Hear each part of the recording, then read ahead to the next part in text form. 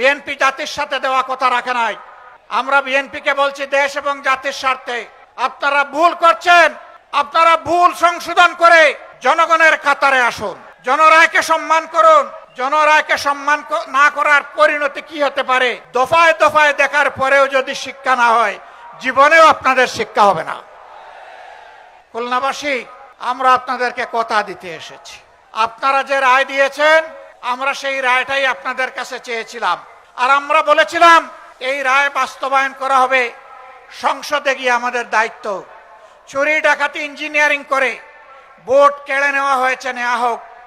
আমরা সংসদে যা আছি তাই নিয়ে আমরা সিংহের মতো লড়াই করে যাব ইনশাআল্লাহ। আমরা জানি সহজে কানে পানি ঢুকবে না, তখন সিরিঞ্জ দিয়ে যদি ঢুকাইতে হয় সে পানি আমরা ঢুকাবো।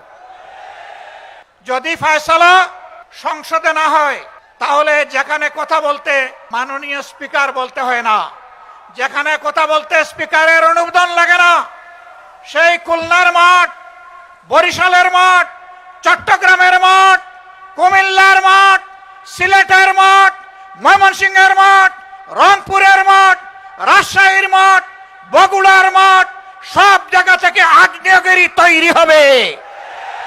এই আগ্নেয়গিরির দাবানলে সমস্ত আবর্জনা পুড়ে সারকার হয়ে যাবে। আমরা চাই না দেশে কোনবাসী শত যন্ত্রণা বুকে নিয়ে আমরা নির্বাচনের ফলাফলকে আমরা মেনে নিয়েছি, কিন্তু একথা মনে করবেন না কেউ, নির্বাচনের ফলাফল দেশে একটা গৃহযুদ্ধ শুরু না হোক সেই জন্য আমরা মেনে নিয়েছিলাম। আমরা কারো বাপদাদার চক্রাঙ্গানিকে আমরা পরোয়া করব না, অন্যায়ের কাছে আমরা মাথা নত করব না। আমাদের নেতৃবৃন্দ হাঁটতে হাঁটতে ফাঁসির তক্তায় দাঁড়িয়ে মুচকি হাসি দিয়ে আমাদেরকে শিখিয়ে দিয়েছেন, জাতির জন্য প্রয়োজনে তোমাদেরকে ওই মুচকি হাসি দেওয়ার জন্য তৈরি থাকতে হবে। খানজাহান আলী শাহ মখদুম, শাহজালালের এই বাংলাদেশে জনগণ সেই মুচকি হাসি দেওয়ার জন্য প্রস্তুত। আমরা কোনো আধিপত্যবাদের কাছে মাথা নত করব না। সরকারকে স্পষ্ট বলে দিচ্ছি, যদি এই দেশবাসী এবং আমরা দেখতে পাই আধিপত্যবাদের সামনে আপনারা মাথা নত করছেন, আপনাদেরকে আমরা ছেড়ে কথা বলবো না। সাবধান, 20 কোটি মানুষের 24 কোটি হাত আজ প্রস্তুত। সীমান্তে সুড়সুড়ি দেওয়া হচ্ছে। পশ্চিমের নামে একটা দেশ তাদের নাগরিকদেরকে অবৈধভাবে আমাদের দেশে ঠেলে দিতে চাচ্ছে। আমাদের মুষ্টিমেয় বিজিবি সদস্য সীমান্তে যখন দাঁড়িয়ে গেছে, জনগণ তখন তাদের ডান হাতে পরিণত হয়েছে। এই ডান হাত সারা বাংলাদেশের 20 কোটি মানুষ। অতএব আমরা চাই না আমাদের কোনো প্রতিবেশীর ঘুম এবং শান্তি কেড়ে নিতে, আবার কোনো প্রতিবেশী আমাদের দিকে তাদের কালো হাত বাড়াক, ওইটাও আমরা চাই না। যদি কেউ আমাদের দিকে কালো হাত বাড়ায়, মহান আল্লাহর উপর ভরসা করে বলছি, সেই কালো হাত ভেঙে দেওয়া হবে ইনশাআল্লাহ। প্রিয় খুলনাবাসী, মনে হচ্ছে আরেকটি অনিবার্য বিপ্লবের জন্য প্রস্তুতি নিতে হবে। আপনারা কি সেই প্রস্তুতি নিতে রাজি আছেন?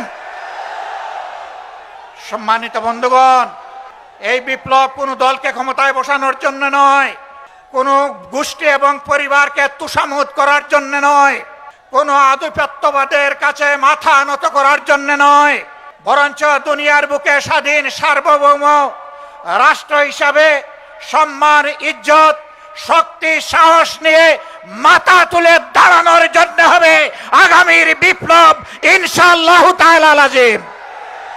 সেই অনিবার্য বিপ্লবের প্রস্তুতি নেওয়ার আহ্বান জানিয়ে একটি শোষণ, দুর্নীতিমুক্ত, চাঁদাবাজ মুক্ত, দলীয় প্রভাব মুক্ত একটি মানবিক বাংলাদেশ গড়ার জন্য আমি যুব সমাজের প্রতি আরেকবার প্রাণ খুলে আহ্বান জানাচ্ছি।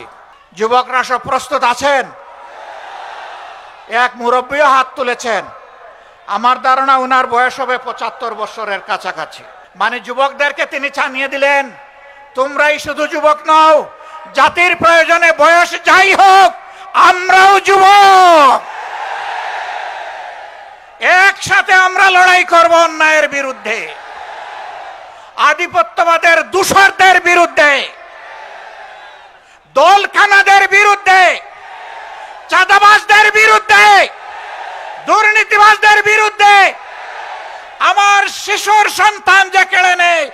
দর্শকদের বিরুদ্ধে। আল্লাহ হাফেজ। বাংলাদেশ জিন্দাবাদ। 11 দলীয় ঐক্য জিন্দাবাদ। খুলনাবাসী জিন্দাবাদ। আসসালামু আলাইকুম ওয়া রাহমাতুল্লাহ। কিন্তু একই সাথে সাথে সেই নির্বাচনে ম্যানেজ ভোটের মাধ্যমে মিয়া গোলাম পরোয়ারের মতো খুলনার রয়্যাল বেঙ্গল টাইগারদের সংসদে যেতে দেওয়া হয় নাই। আমরা এই নির্বাচনকে ধিক্কার জানাই। সেই নির্বাচনের পূর্বের ভাষণে আপনাদের আহ্বান জানিয়েছিলাম, গণভোটে হাকে জয়যুক্ত করতে হবে।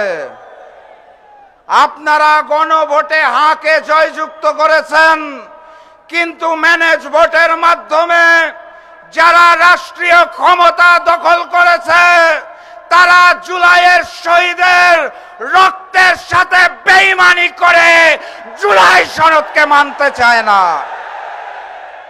কথাবার্তা পরিষ্কার, গণভোটের আলোকে জুলাই সনদ বাস্তবায়ন করতে হবে। তারা আবার সংসদে যে বলতে চায় অক্ষরে অক্ষরে নাকি জুলাই সনদ বাস্তবায়ন করবে। কোন অক্ষর? কার অক্ষর? আমরা হিন্দুস্তানের অক্ষর চিনি না। আমরা বিএনপির গুলশান অফিসের অক্ষর চিনি না। আমরা জুলাই শহীদদের অক্ষর চিনি, গণভোটের অক্ষর চিনি। গণভোটে যেই রায় এসেছে সেই অক্ষরে জুলাই সনদ বাস্তবায়ন করতে হবে। কথা ঠিক আছে তো নাকি? প্রস্তুত আছেন তো নাকি? যদি না হয় সংসদে, সমাধান হবে রাজপথে। সংগ্রামী সাথী এবং বন্ধুগণ, আকাশে প্রচন্ড রোদ, প্রচন্ড তাপ। এই আকাশে কালো মেঘ দেখা যাচ্ছে, ছুটে আসছে ওই হিন্দুস্তান থেকে। অখণ্ড ভারতের স্বপ্ন দেখা হচ্ছে। ভারত থেকে নবনিযুক্ত হাই কমিশনার এসে অখণ্ড ভারতের গল্প শোনাতে চায় আমাদের। আমরা স্পষ্ট ভাষায় জানিয়ে দিতে চাই, আমাদের ভূখণ্ডের সিদ্ধান্ত 1947-এ হয়েছে, 1971-এ হয়েছে, 2024-এ হয়েছে। আমাদের স্বাধীনতা এবং সার্বভৌমত্ব নিয়ে ছিনিমিনি খেলার চেষ্টা করবেন না। এই খুলনা অঞ্চলে দীর্ঘদিন ধরে হিন্দু এবং মুসলমান কাঁধে কাঁধ মিলিয়ে বসবাস করছে। কোনো সমস্যা আছে? নতুন করে ভারত থেকে দাবি তোলা হচ্ছে রয়ের প্রেসক্রিপশনে হিন্দুদের জন্য নাকি বাংলাদেশে আলাদা ভূখণ্ড প্রয়োজন। বাংলাদেশে হিন্দু মুসলমান কোনো ভেদাভেদ আছে? ভেদাভেদ আছে ওই ভারতে। ওখানে কুরবানি করতে দেওয়া হয় না, ঈদের নামাজ পড়তে দেওয়া হয় না। আমরা তো ভারতের 20 কোটি মুসলমানের জন্য আলাদা ভূখণ্ড চাই নাই। আপনারা কেন বাংলাদেশের দিকে চোখ দিচ্ছেন? এই বাংলাদেশের চট্টগ্রাম বিভাগ নিয়ে আগে থেকে ষড়যন্ত্র চলছে। নতুন করে এখন রংপুর বিভাগ নিয়েও তারা ষড়যন্ত্র করতে চায়। কথাবার্তা পরিষ্কার, আমার চট্টগ্রাম, আমার রংপুরের দিকে চোখ দিলে ওই হিন্দুস্তানের 7 সিস্টার চূর্ণ বিচূর্ণ হয়ে যাবে ইনশাআল্লাহ। সংগ্রামী সাথী এবং বন্ধুগণ, বক্তব্য দীর্ঘায়িত করব না। বাংলাদেশের স্বরাষ্ট্রমন্ত্রী, যিনি ভারতের মুখ্যমন্ত্রীর ভাষায় কথা বলেন, বাংলাদেশের ম্যানেজ ভোটের প্রধানমন্ত্রী, যিনি জবান খুলতে পারেন না, তাদের জানিয়ে দিতে চাই, নত জানু পররাষ্ট্রনীতি ত্যাগ করুন। স্বাধীন সার্বভৌম বাংলাদেশের জন্য এবং গণভোট বাস্তবায়নের জন্য 11 দল রাজপথে নামবে এবং বিজয় ছিনিয়ে আনবে ইনশাআল্লাহ। প্রস্তুত আছেন? খুলনার বাঘেরা প্রস্তুত? আওয়াজ তুলুন, নারায়ে তাকবীর, নারায়ে তাকবীর। দেখা হবে বিজয় ইনশাআল্লাহ। বিজয়ের পথে যাত্রা শুরু, জীবন অথবা মৃত্যু। আসসালামু আলাইকুম।